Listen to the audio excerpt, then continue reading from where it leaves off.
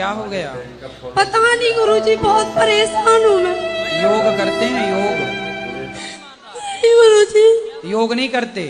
पूजा करने का मन नहीं करता। अरे पूजा नहीं, योग। योग करते हैं योगा? नहीं गुरुजी।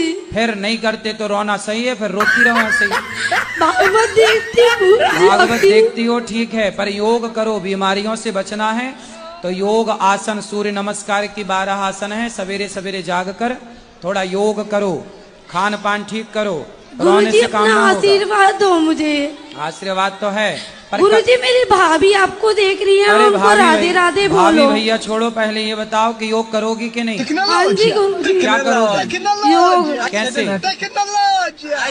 Tecnologia! कैसे करोगी?